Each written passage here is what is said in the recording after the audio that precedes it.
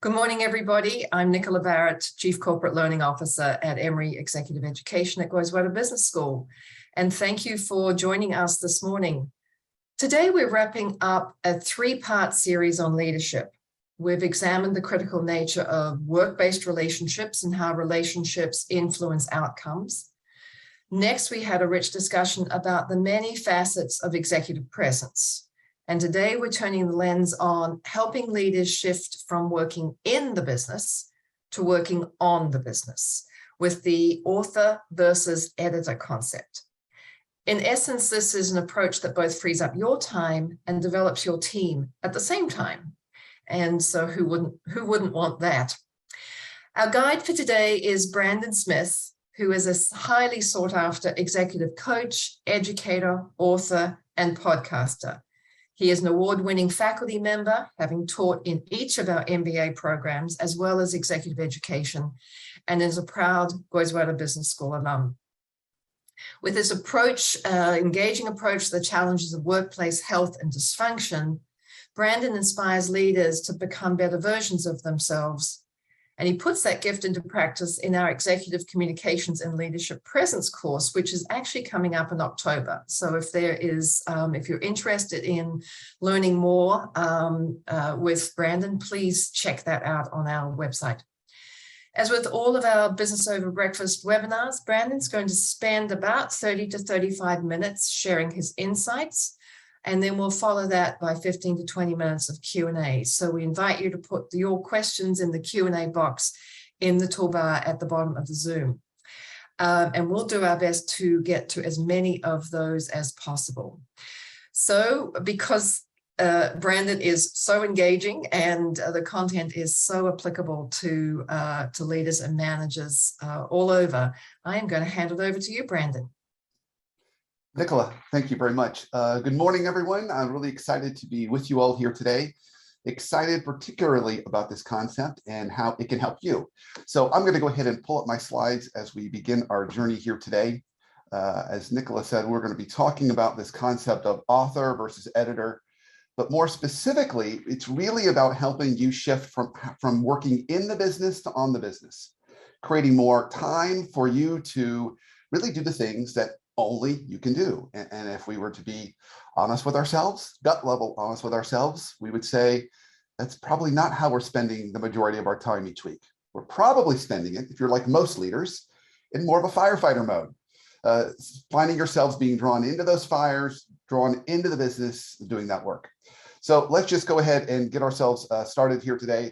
Again, we're going to be talking about the author versus editor concept. I'll share with you what the concept is and how I ultimately stumbled on it. But let's talk about objectives. So I've got a few objectives for us here today. So we're going to talk about what are the traits of the author seat and the editor seat as leaders. If you master this concept, it's truly going to help you not only reset how you use your time, but reset how your team uses their time. We're going to discuss practical ways to more effectively shift seats to be a more effective leader, and then identify one thing you could be doing more of or differently. So as Nicola said, we will have time at the end for questions, but if you have a question around a particular slide or a concept, please put it into the chat. We will attend to them as they come in. So I don't do any sessions around leadership communication. This is my area of expertise at Goizueta Business School without first pouring a good solid foundation of leadership communication principles. And today is no different. So let's go ahead and start with our first principle. When we're wearing the leader hat, we are communicating the why. When we are wearing the manager hat, we are communicating the how. And I think this is a really important distinction. Of course, there's times and places to tell our folks how to do things. Naturally, we need to educate them on how we want things done. But we also know if we're only wearing the how hat, we're going to be labeled as micromanagers. And it's not very empowering. So we've got to make sure we communicate the why. Why we need it done this way and not this way. Why we're investing here and divesting there. So my favorite story to share with this comes from a client experience I had several years ago. I was working with a cybersecurity company, and I was at their headquarters. I was preparing for an offsite, and I was interviewing people there to get ready for the offsite. And I happened to interview a retired colonel from the United States Army. And I was curious, so I went over to the colonel I said, Colonel, he had recently retired. He'd been in the military his whole career. I said, Colonel, what was it like to go from a military career, your whole career, to now working in the civilian company? That had to have been hard. And he looked at me and he said, yeah, it's been really hard. He said, we don't communicate well around here at all. And he went on to tell me the story. He said, back in the early 1990s, when the United States was engaged in the Iraq War, which was labeled Desert Storm, when they were engaged in that conflict, he said, we quickly realized, the United States military realized, that the world had gotten too complicated. They use an acronym to describe the complication of the world and the complexity of the world. And the acronym is VUCA, V-U-C-A, and it stands for volatile, uncertain, complex, and ambiguous. So the world's gotten too volatile, too uncertain, too complex, too ambiguous. We can't give these top-down commands when we're sending troops off to the fronts, like you often see in military movies. You know, kind of those straight-down directives. You can't really do that anymore. We went to something called commander's intent. So whenever there's a new mission or objective, the commanding officer, he or she calls a meeting with their direct reports and their direct reports, so 2 levels down, and they issue commander's intent for that mission. And commander's intent is the why of the mission, which is what you see in front of you, the what of the mission, and the when of the mission. But they stay away from the how of the mission because there's too many variables on the battlefield. But if everyone in that room understands the why, the what, the when, no matter what gets thrown at them, they're going to move together in a uniform way. He said, around here at this company, we rarely communicate half those things. And if we do, only half the folks that are there are there. So I love that story to illustrate the importance of this first principle, making sure we're communicating our why or our commander's intent. Our second principle for us today requires very little explanation. In absence of communication, people almost always assume the worst, so it's really important that we keep those lines of communication open with our teams, with our customers, with our colleagues. Because if we don't, they'll think, oh, where did he go? Is she overwhelmed? They'll fill those vacuums in with stories of their own. Here's principle number 3. Dysfunction is like a fungus. It lives in dark places. We want to clarify our expectations to eliminate it. So I've been teaching here at Goizueta for almost 15 years now. Prior to getting my MBA at Goizueta, I had, before even my corporate years, I had a clinical therapy background and time in the clinical world. And so I've been a passion of mine to kind of fight dysfunction, particularly workplace dysfunction. And it hit me not too many years ago that you can eliminate 50% of all people-related dysfunction in your, both professionally and personally, by clarifying expectations, clarifying yours of them and theirs of you. It's when we don't clarify expectations that people either guess and sometimes guess wrong, or they just decide, well, I guess I can do whatever I want. So even our concept today, author versus editor, is about clarifying expectations and also even clarifying roles. And it's my personal philosophy as leaders, the first job for us as leaders, our first step before we do anything else we've learned about leadership, our first step is drive clarity. Clarity around roles, goals, expectations, culture, etc. If we do that and do that well, most of our folks will step up to that pretty well. So I'm giving you some good clarity tools here today. Principle 4, leadership is about striving for this balance between efficient and effective, speed and quality, Now, we live in a world where time is our most precious resource, not money, it's time, and everything is urgent all the time. So in that world where time's our most precious resource and everything's urgent, it pushes us towards efficiency. It pushes us towards speed. And there's nothing necessarily or inherently wrong with that. But if we go too fast, that's when we forget to communicate to our person to our left and to our right, forget to drive those clear expectations, even forget to give that great positive feedback to members of our team. So it's just a good reminder for us too that we want to balance efficiency and effectiveness. Principle 5, I actually think the term here on the slide here really represents the journey of leadership in a very succinct way. The journey of leadership in our careers is moving from going in the business to on the business. That's simple. Even as we think about getting promoted to be an individual contributor, to manager, to director, to vice president, we're going from in the business to on the business. But even today is going to be about, regardless of your role, how can you spend more of your time on the business rather than in it. So of course, that's our focus here today. And then we have one final principle for us today. Leaders put energy into a system. Another great way to think about leadership. We are the energy conduits for our teams. We keep them motivated and charged up. I did a TED Talk a few years ago, and the focus of the TED Talk was the contagiousness of emotions in the workplace. So naturally, everyone on this call here today, I'm not telling you anything you don't already know. Of course, emotions are contagious in the workplace. Not all emotions are equally contagious. The research has shown that some emotions are more contagious than others, anxiety being the most contagious. And if we're the leader, it's like a factor of 2 on what our teams feel. So really knowing how we are arriving and showing up with our teams is going to make a big difference, because we want to make sure we are that motivator and inspirer, or that steady rock in the storm that our teams need. So just another good principle for us here today. All right, so we've poured our foundation of leadership communication principles. Now let's start down our journey of going from working in the business to on the business. And to do that, I am going to share with you a story. So some years ago, I did some work with Chick-fil-A. And if you're familiar with Chick-fil-A, of course, they're a quick service restaurant chain based in Atlanta, Georgia, but all over the United States and some international locations as well. And what makes them unique is in the quick service restaurant world, they're number 1 in almost every metric that matters. They're number 1 in revenue per store, profitability per store, quality scores, customer retention, and employee retention. So a great business case study. And my particular charge when I was working with Chick-fil-A was help them to answer this question. How can we change how we develop our operators? Their operators are like the franchise owners. They have an owner-operator model. So when they select an operator, how can we change how we develop them to really get them running those stores at the very, very best they can?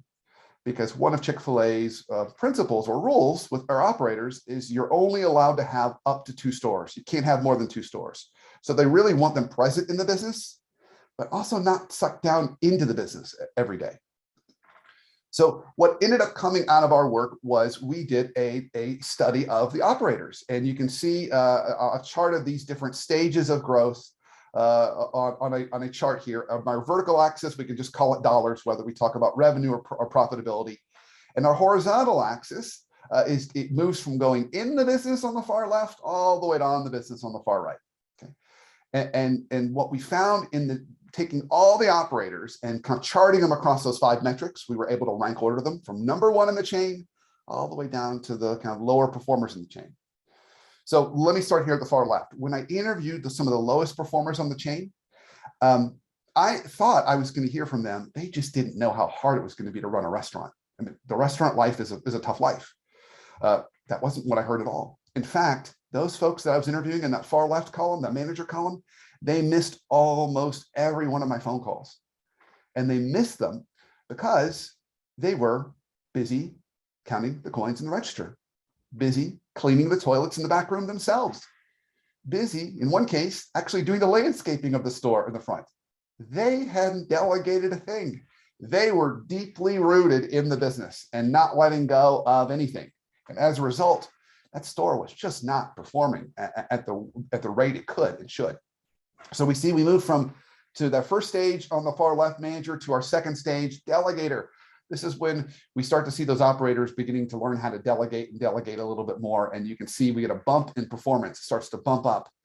And those folks start to trust more and they're letting go. And then we move into our third stage, which is the builder stage. That's when they're still delegating, but now behind the scenes, they're starting to think about processes and systems, ways to further pull themselves out of the business so the business is a little more automated. And you'll see performance is still pretty steady during that time period because they're behind the scenes building it. They haven't quite got it up and running, but they're working on it. And then we move into stage 4. They built that and we see performance really start to spike up. They move into explorer stage. They've got a great team and they're sitting in the right author editor seats with our team. They've got great processes and systems. They don't have to be in the store every day and they can start to spend more time doing strategic things. And that moves us all the way over to our innovators. These are the top operators in the chain. On the far right, they are fully on the business. So when I had phone calls with these folks, none of them were in the stores. They were typically sitting in a Starbucks on a Monday morning doing strategic planning for the week. They had strategy planning time every week. Then they were going to go to the local high school and personally interview talent to bring on for team members, because culture fit's really important for them. And then they were going to go to the mayor's office and lobby for a new light to be put in front of the store. And then finally, they had some catering orders that they were going to close out at the end of the day, because one thing that makes Chick-fil-A a little unique is, in addition to selling sandwiches through the window when the drive-through, as well as the counter inside the store, they sell chicken out the back door with all their catering orders as well. And those innovators really have chicken flying out of every opening in these stores. So the author-editor concept is going to help you make that shift from going left on this chart all the way to the right, because it's so fundamentally critical that we get our teams operating in the right seats and sit ourselves in the right seats in order that we can spend more time on those strategy things. So just to round out our Chick-fil-A story, every Chick-fil-A operator probably starts off a lot like us. They've got everybody reporting to them. They are the center of everybody's world, kind of a hub and spoke. And that's very, very common. But what the very best operators do is, at some point during this time as operators, they start to get a little more clear role clarification with their teams, and they start to really differentiate the lines, and they spend more time really doing two things: coaching and developing their direct reports so they can elevate their performance, and then being more of the overall protector of the culture for the whole store. So they're not necessarily answering everybody's question about everything. They're leaving that to their leaders and managers, but they're spending time really focusing on coaching and developing the culture. All right, so let me take us down the path of getting you there. So all this is to set up this author-editor concept, and this is really designed to help you sit in the right seats with your team and perform optimally. So I think you're going to really enjoy this concept. I've been working on it. I stumbled onto it in a coaching conversation about 6 years ago, and I use it in every single one of my executive coaching conversations with my clients. It solves almost every problem. And it's even the reason why I wrote the book recently, just published it the last four weeks. So the concept is simple. It goes like this. In any dynamic between a leader or manager and a direct report, in that dynamic, someone always has to sit in the author seat and someone always has to sit in the editor seat. Both those seats have to be filled, okay? So someone has to sit in each of those seats. The key is knowing what seat to sit in when. So to cut to the chase, as leaders with your teams, with your direct reports, I want you sitting in the editor seat 80% of the time, and the author seat only 20. And that makes perfect sense if you think about your all-time best direct reports. If you think about your all-time best direct reports, they would typically come to you and say, hey, there's a problem. Here's what I think we should do about it. I'd love to get your thoughts. They author a solution naturally for you to edit. And what do our not so effective direct reports do? They come to us, and they say, hey, there's a problem. And then they say, what do you want me to do about it? And they throw their hands up in the air. And that sounds so innocent, but really what they're doing, whether they're aware of it or not, they're reeling you into that author seat. So now you're either telling them what to do, which takes a lot more time than editing, by the way, or you just say to yourself, we're really busy, things are moving really fast, I'll just take it and do it myself. And then they get to sit in the editor seat, because remember, both seats have to be filled, and they can sit back and say, you know, it's not my fault it didn't work out. I'm just doing what he told me to do. Don't blame me. I'm just doing what she asked me to do. So they're sitting in the editor seat while we're sitting in the author seat. So let's talk a little bit more about these seats, because they are so critical to your success. So here's the first seat, the role of the editor. So this is the seat that I want you sitting in 80% of the time. So characteristics of the editor seat. When we're sitting in that seat, we set clear expectations. That's our first step. So we're communicating our commander's intent. We're telling our direct reports the why, the what, and the when, but we are not telling them the how. That's an important distinction. Now, there may be a case in the very beginning, and I'll talk about that, where you do need to communicate the how, but ultimately, if we want to elevate their performance, we need them thinking through the how and bringing us those options. We're coaching the author to develop her or his thinking, her or his approach to problem solving, and her or his work product. We're coaching them to really develop and elevate their performance. So the idea being that each time we have these conversations, they're getting better and better and better. We don't solve the problem for the direct report. We don't say, well, here's what you need to do. It's more of a coaching seat. We're not being directive. We're helping them think through how to solve the problem. And when we do this well and consistently, it's the path to developing a high-performing team that can function without you, allowing you to work more on the business rather than in the business. So that's the key. It's really helping you spend more time working on the business rather than in the business, which is absolutely key. So let's talk now about the author seat. So the author seat. Now, we author with our leaders too. So this is a seat where we should be sitting in when we're with our direct managers. So in a perfect world, everybody should be authoring up and editing down. Author up and editing down. When we author up and edit down in the whole system, managers and leaders typically work about 45, 50 hours a week at the most. When the system flips and we're authoring down, we're telling our teams what to do, and maybe our leaders micromanaging us, or we're doing the work of our teams, that's when I see my clients' hours start to creep up to 65, 70, 75 hours a week. So this absolutely impacts our time. So let's talk a little bit more about some of the characteristics of the author seat. So we know we've got a great author on our hands when we see these three traits: takes ownership, shows initiative, and displays critical thinking when solving the problem. So takes ownership, shows initiative, and displays critical thinking when solving the problem. We present recommendations and a point of view to her or his manager for feedback. And we don't say, what do you want me to do? We don't say that. We don't say, what do you want me to do? We bring ideas. And when we do this, it's the path to greater leadership opportunities and being recognized as an emerging leader in any organization. Okay. So the people who get tapped as high potentials and often get promotions, they naturally take ownership, show initiative, and display critical thinking.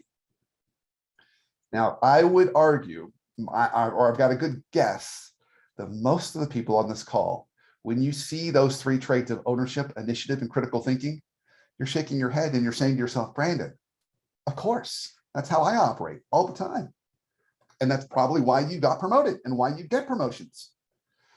Here's the number one biggest challenge with this concept. Natural authors don't know when not to author. They author everything that touches their plate. And this is part of the challenge with us today. And I'm going to help you know when not to do that. So every time something comes to you, you say, oh, sure, I'll take that and do that. You show that ownership, initiative, and critical thinking. When really we should only be authoring up the majority of the time and editing down. All right. So hopefully you're starting to get the concept and see how important it is. I want to go into when, as leaders, we should be authoring. So we know we need to be sitting in that editor seat to develop our teams 80% of the time. There's that 20% we should be authoring. And so I'll put both of these up. The first thing that only we as leaders and managers can author is strategy/priorities. So this is essentially strategy with a big S. So our teams look to us to set the big strategy. So where do we want the team or department or function to go in the next quarter or year? What are the big targets or goals or priorities? It's also strategy with a little s. And strategy with a little s is, what are the priorities for this week?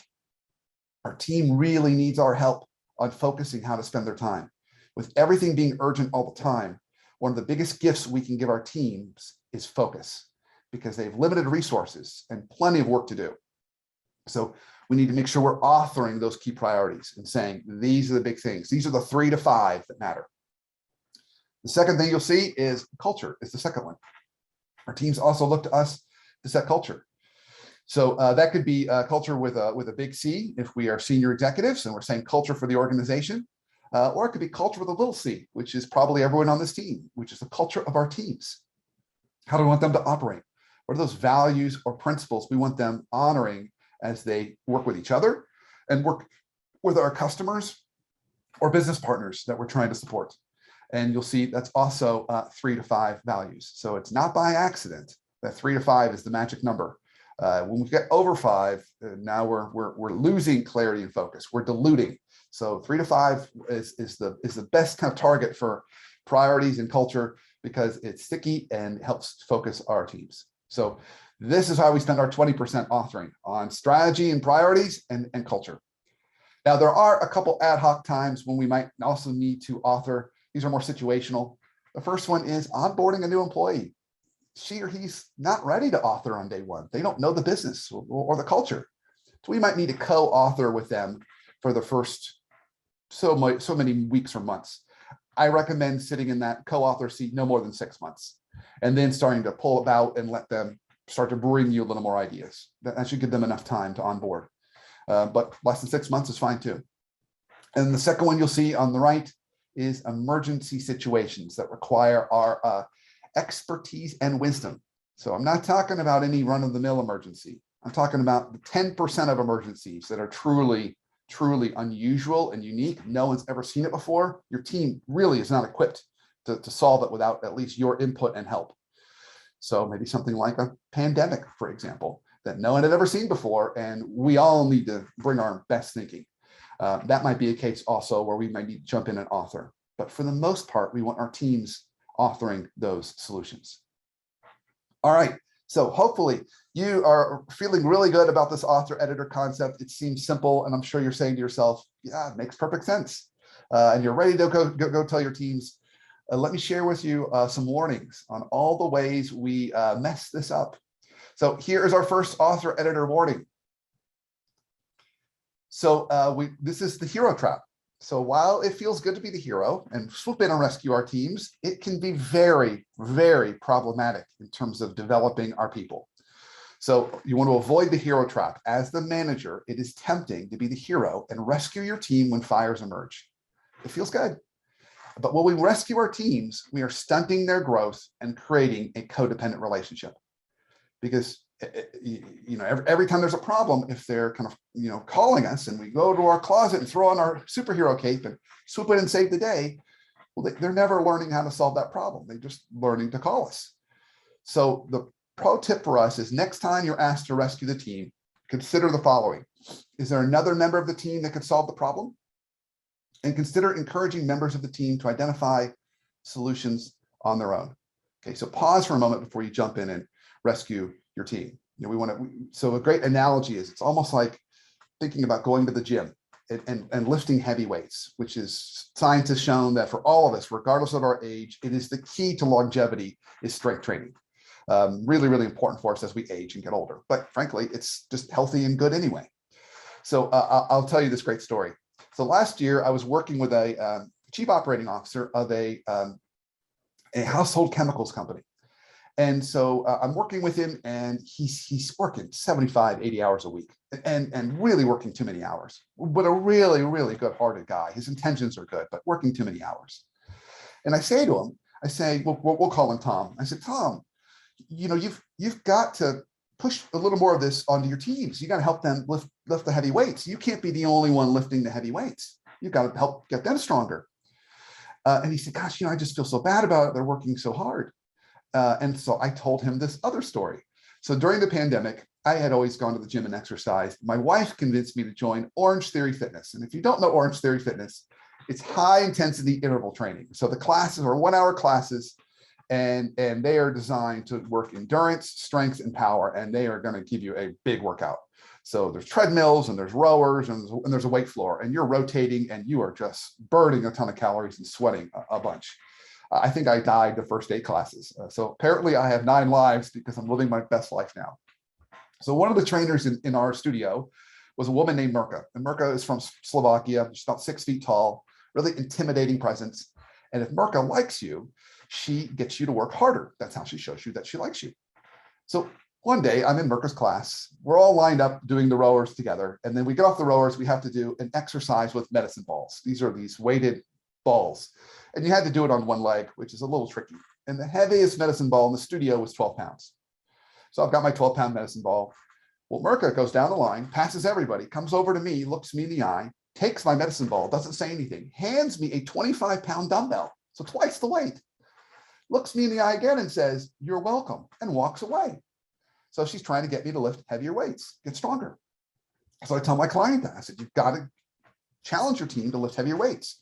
You don't want to injure them, but you need to stretch them, get them stronger. He said, well, what if they struggle? Well, what if you struggled? And I said, well, I did struggle. Mirka saw me struggling with a 25-pound weight, and she came over. She didn't take the weight away. She just coached me in that moment on how to do the exercise with a heavier weight. So I love that analogy of helping our entire teams get stronger, and how can we stretch them and use this as development opportunities to elevate their performance and get them ready potentially even for your seat. So you have options to move up. Just to illustrate the hero trap, this comes from an interview I conducted with Napa Auto Care owners. So Genuine Parts Company has a division called Napa. They have auto parts stores, and they also license their brand to independent auto shops, mechanics. And so I did some keynotes in Las Vegas a few weeks ago to about 15,000 of these Napa Auto Care owners. And in preparation and talking about going from working in the business to on the business, I did some interviews. And this is one of the interviews that came from one of these auto care owners. And I think it sums up the hero trap so well. You've done all these jobs. They are easy for you and fun for you. You've gotten out of a mess a million times. You want to be, and you like to be, the hero. But if you truly want to move yourself from being a leader, if you want to move yourself to truly being a leader, you need to write a system so others can fix the problem, elevate others' performance. Here's our second trap. This is the fear of failure or loss of control trap. For some managers, letting their direct reports author can feel like a loss of control. So recognizing that growth comes from failure and that there are more than one way to solve a problem can help you overcome this trap. So pro tip, remind yourself there are many ways to effectively solve a problem beyond just your own. Focus more on the results than the process to get there. So I recognize some of us sit in seats where there really is a certain way that things need to be done, whether it's accounting or compliance or legal. There are certain kind of rules and regulations we need to follow. I totally get that. But in most cases, for most of us, there's other ways to cook a dish, not just our recipe. When we tell our direct reports, not only the why, the what, the when, but also the how, if we're telling them the how, we are stripping them of ownership, initiative, and critical thinking. They're just cooking our recipe. They don't have to think. That's not going to make them great cooks and chefs. We really need to engage their ownership, initiative, and critical thinking. So we've got to ask them to bring their ideas and recommendations and solutions. Even if we don't agree, we need to explain why we don't agree and help to elevate their thinking. Use it as a coaching opportunity. Here's our last trap. This is the one that is the sneakiest one that you are all likely to encounter if you haven't already. This is the bait and switch trap.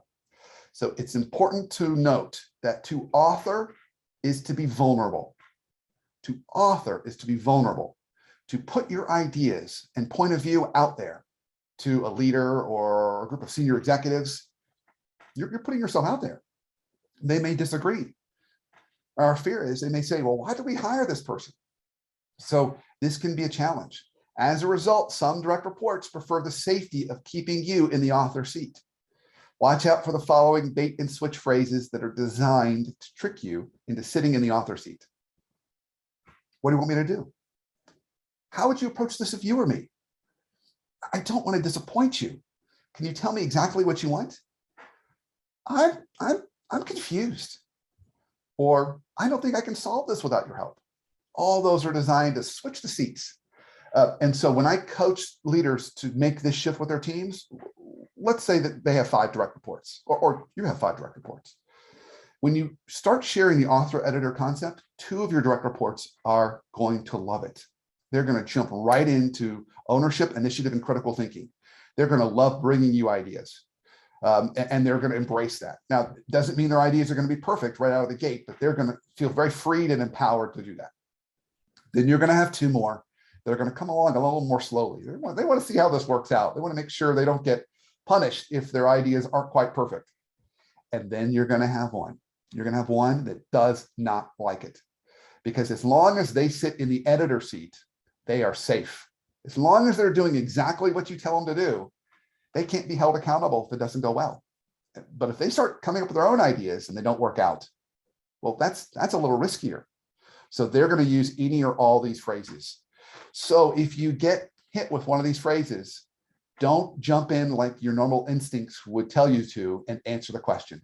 Don't do that. Just pause for a moment and say, I've got some thoughts, but before I share mine, why don't you go back, put your best thinking down on paper, and come back in an hour or come back tomorrow, and let's talk about it at that point. So pause, make them go off and author something, anything, because that's when you can start to keep this rhythm and keep them sitting in the proper seats. So a good reminder too is if your direct reports are coming to meetings unprepared or have empty-handed, then by definition you are sitting in the author seat, and it's a lot more work, and we're not elevating their performance. So if you do have a situation where you've got an individual who's struggling to sit in that author seat, this comes from our friends in the American Psychological Association, and there are ways to build resilience, but great kind of coaching tactics. So first, avoid seeing crises as insurmountable problems. So remind that direct report, this is not insurmountable or impossible. I believe in you. I know you can come up with some ideas and solutions to solve for this. I know you've got it in you. We're going to inspire them to take that chance. Second one, look for opportunities for self-discovery. So also remind them, I'm asking you to do this because this is going to get you better. It's going to elevate your thinking and really elevate your performance and get you ready for other opportunities, whether that's the seat I sit in or other opportunities inside the organization. Third, keep things in perspective. So also remind them, if you bring me something that isn't perfect, that's okay. Nothing bad is going to happen. It's just going to create a great coaching conversation for us to really help you elevate your thinking. And then finally, maintain a hopeful outlook. There was a famous theologian at Emory's Candler Theology School, just a little bit across the street from the business school. His name was Jim Fowler. And he since passed away, but he used to say, great saying, as leaders, we want to give people two things, hope and handles. I love that. Hope and handles. Hope, why we're doing this, how it's going to take us all to a better place. Elevate your performance, our performance as a team, our performance as a department, and then handles. And this is where I want you to start. I want you to start by authoring some ideas. All right, folks, I've got one last slide for us today, and then we are going to open it up to some questions. I see they've been coming into our chat. So other applications for author versus editor. Author versus editor, this concept is a vertical tool. It works in any vertical relationship, okay? Any vertical relationship. So for example, a service provider and a client, in that relationship, that's a vertical relationship. And any of us that have sat in the role of a service provider, we know that when we have a client, we author a proposal for them to edit. We bring them recommendations and ideas. And it's a good reminder for us also that the author seat holds a lot of power. We often think the editor seat holds all the power. The author seat holds a lot of power too. The author sets the menu. The author says, Miss or Mr. Client, you can choose from option A, option B, or option C. What would you like? It's one of the reasons why we always want to be authoring up to our leaders. You should always be approaching the meeting with your leader, not only sharing your point of view around the business, but recommendations. Because when you do that, you're setting the menu. When we don't do that, we don't set a menu, it's like, again, going back to the cooking analogy, it's like having a restaurant and now your customer, there's no menu. So they can say, yeah, I'd like a little bit of sushi. I'd love some curry chicken, maybe a cheeseburger. And yeah, can you kind of whip up some meatloaf too? You may not have all those resources to do that, but they do that. And how often do our leaders do that with you, where they keep putting things on our plate? They're ordering things off the imaginary menu, but if we bring them a menu to react to, it might help. Our second one also reinforces this point, presenting to senior leaders. If you ever find yourself in a situation where you have to present to either a leader or a room full of leaders, bring your point of view, bring recommendations. And of course, at the business school, this is the kind of thing that we teach, but it's really important that we are prepared. We always want to author up and edit down. And the last vertical relationship that I would give you as an example, for any of you on this call that have either embarked on the journey or plan to embark on the journey of parenting, of raising another fully formed adult, author editor absolutely applies in that case too. So at least in the United States in particular, the parents that I see that are the most successful in raising fully formed, healthy adults, they sit in the author seat naturally while the kids are little, because we have to author everything. And then sometime in those early teen years, 12, 13, they start to step out of the author seat in some cases and allow those kids the opportunity to take ownership, show initiative, and display critical thinking. They allow those kids to start to make their own lunches. They expect them to clean their own rooms, do their own laundry, start to learn how to do your own laundry, choose what extracurriculars you're no longer going to do and which ones you want to try now. Even go get a job. All those sorts of things that are all about ownership, initiative, and critical thinking. And there are a lot of tears, and there are a lot of mistakes, and there are lots of ruined laundry. But by the time those kiddos graduate from university and they're 23, they are fully formed adults, ready to take on the world, not living in your basement.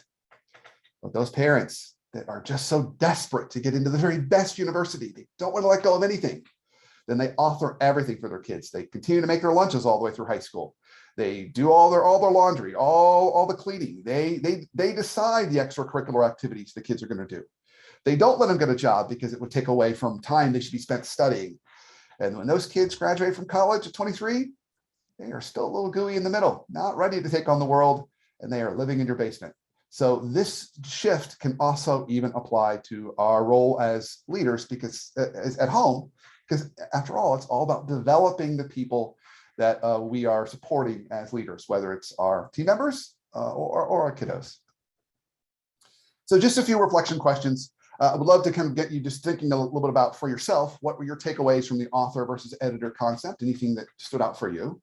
And then also, what are some of your biggest challenges that keep you from going from author to editor in your role?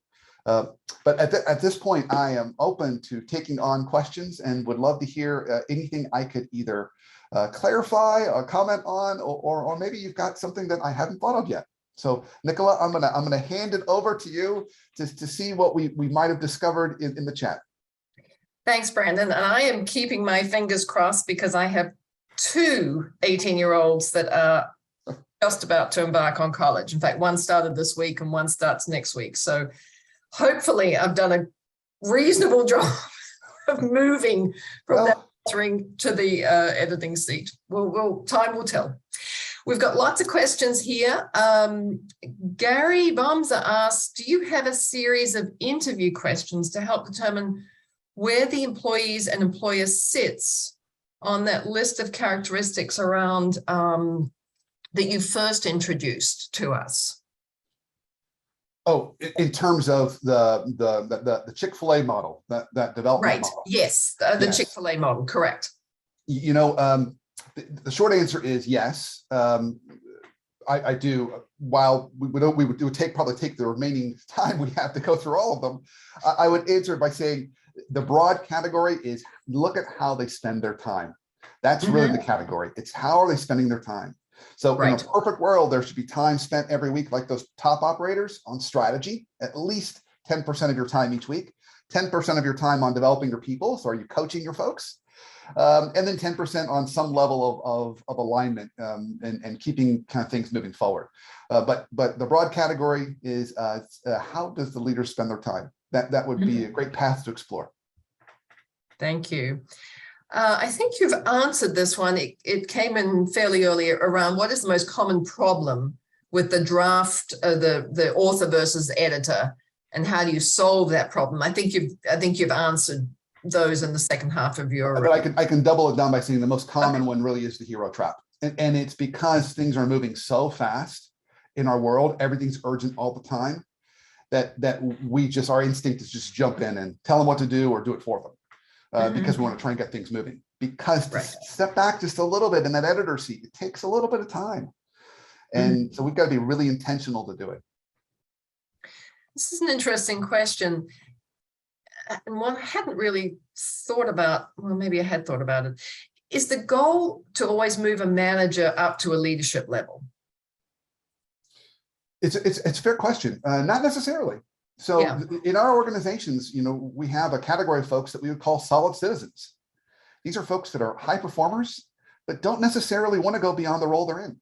They meet Right. all the expectations, they do great work, but for a variety of reasons, maybe it's their comfort, maybe it's the stage and season of life they're in, they like things the way they are. So they may not want to go to the next role, which is perfectly fine.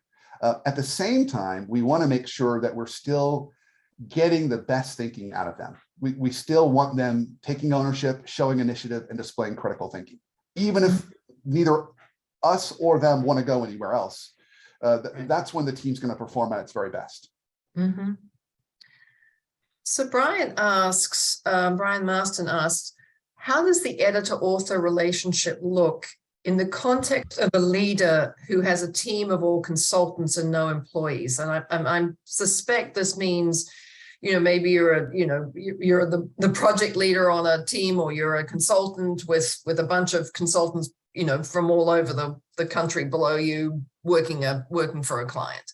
It should come pretty naturally, to be honest, because when you really think about the author-editor concept, you should always be treating your leader and manager as if they're your number one client or customer. Mm-hmm. And when we do that, we bring proposals, we bring recommendations. We would never go to our number one client empty-handed and say, "Oh, I just thought, you can tell me," we would say, "Here's what I think we should do." So those consultants should naturally be doing that anyway. But if they're not, just make that request, clarify that expectation. It should come pretty natural. Mm-hmm. Mm-hmm. Right.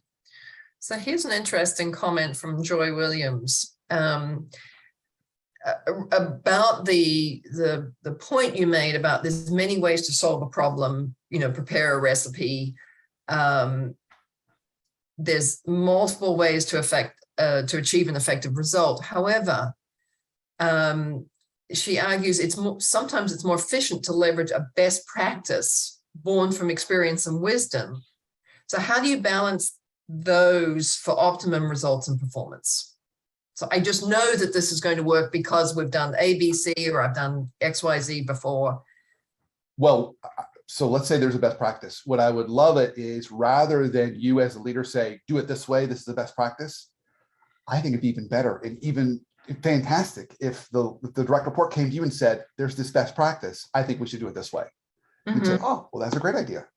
So let's hold on to that idea of the best practice, but get them sharing that recommendation with you, get them presenting that as an idea rather than you dictating it to them.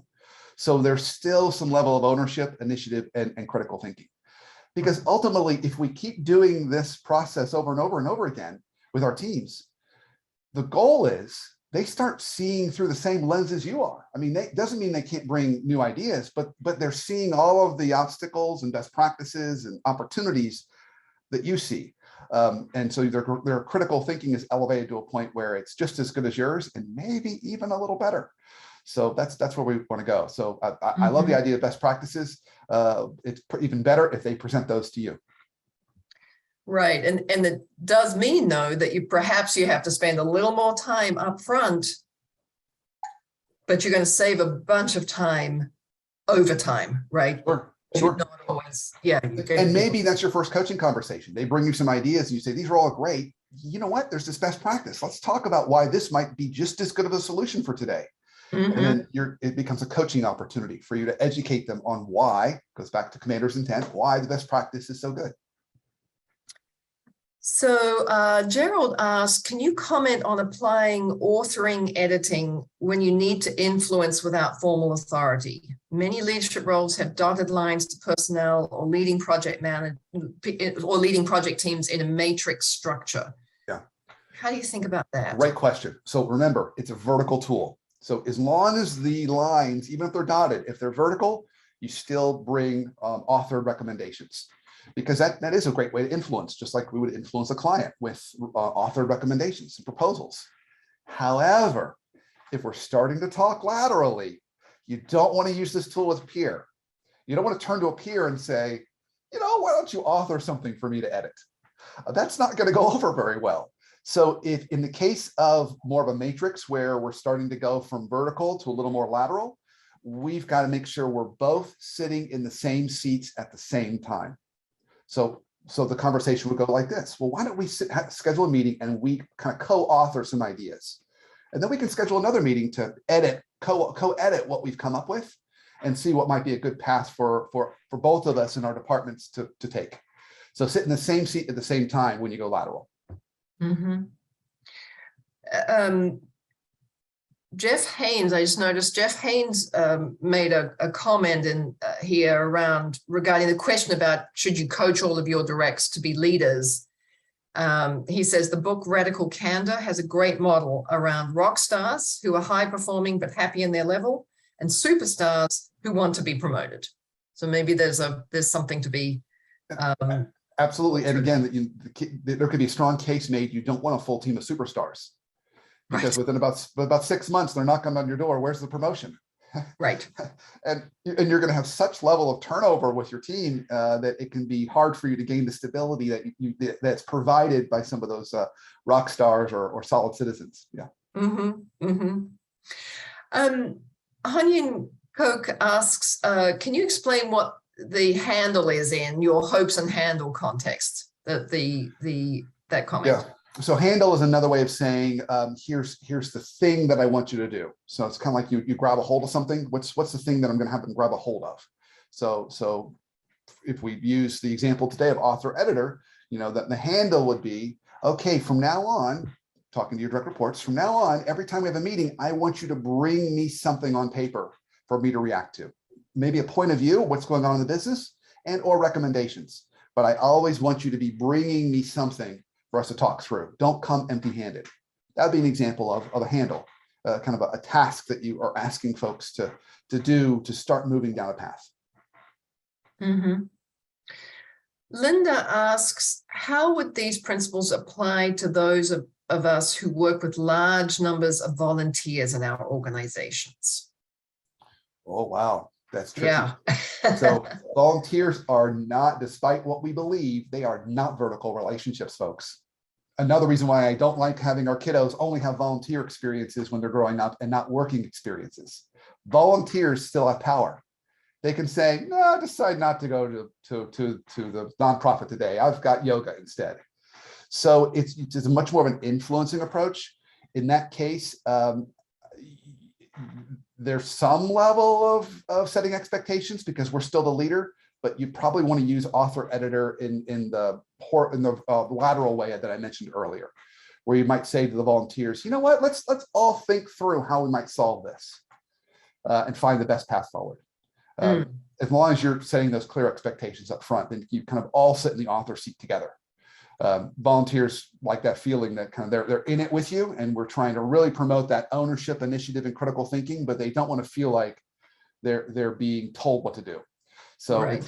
it's a balancing act with volunteers. You may have to use it in multiple different ways to get them on board with you.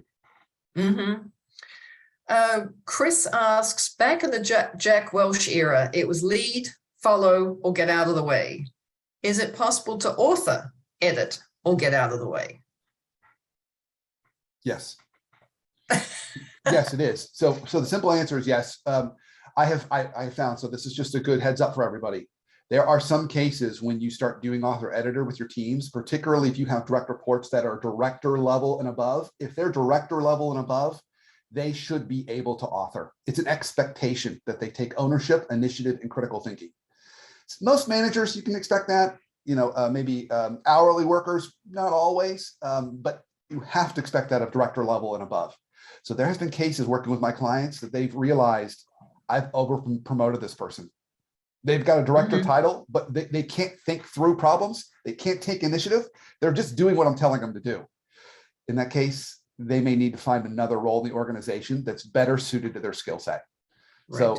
So it's not maybe strong as get out of the way, but yes, this needs to be in place at the director level and up. And it will highlight which folks are really not stepping up and creating more work for you. Mm-hmm. Mm-hmm. So we have time for one last question, Brandon. And Marcella asks, these are great concepts, but there are instances where the communications flow in an organization are broken and subordinates are forced to be overly dependent on their manager for direction. Do you have advice on how to flip this to align to the model? Yeah, so if we do have a lot of communication breakdown, I would put it on the leader and say, how can the leader gain a little more clarity? Maybe that leader needs to set up more proactive conversations with their leader to gain a little more clarity so they can ensure that they're sitting in the right seats with their teams.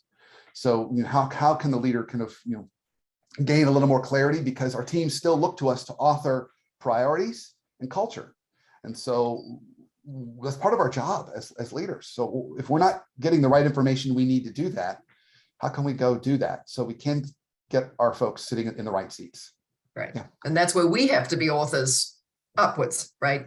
That's right. That's right. Come up And with the maybe be proactive, because sometimes I find that's the case, that the leader isn't proactively setting up one-on-ones with their leader. They're just assuming, well, if we don't talk, they're happy with what I'm doing. And that can be dangerous. So proactively leading your leader can help drive a little more clarity in the organization. It's a great approach to also limiting some of the noise that's coming from above, if we can proactively use this with our leaders. Well, thank you, Brandon. This has been a fabulous I've heard you talk about this before, and every time I learn more, I write down notes more, and hopefully I get a little better at it. So thank you so much. My absolute pleasure. Over to you now. Absolutely. Thank you, Nicola. And thank you, Brandon. I always love this topic. And like Nicola, I learn something new every time too. And you know how many times I have heard you talk about this idea. And I've also enjoyed reading your book. We'd love for those of you who join us today to just pop into the chat. Brandon's reflection questions have been up for a while. We hope you've had a chance to think about them. Pop your key takeaways into the chat. We'd love to see what those are. And Brandon, if you don't mind stopping your share, and I'll share very quickly what's coming up for Business Over Breakfast in September. All right, let's see here. It helps if I click on the share screen button instead of the chat button, however. So in September, for those of you that joined us in our last session already knew this was coming, we have a very interesting new topic from Tian Chan here at the Business School on leveraging user innovation with your products and services. And his kind of underlying thing was, he calls this the IKEA hack. So I'm curious to see what that means. And then back, as we always say, by popular demand, is Tom Smith, who will give us an update on the economy and me. Is how are the current changes and occurrences in the economy affecting us as individuals and affecting our organizations? We always like to signal our short courses that are coming up. So as Nicola mentioned, Brandon and some others will be teaching in our Executive Communications and Leadership Presence course coming up in October. Also available is our Design Thinking for Business and Disrupting Your Business Strategy this fall. So we hope to see you there. Brandon, thank you again for joining us this morning. Check out his books on Amazon, and we hope to see you on September 1st for Tian's IKEA hack. We hope you have a wonderful rest of your day. Thanks again for joining us today, and it is so much fun having you with us. Take care. Bye, everyone.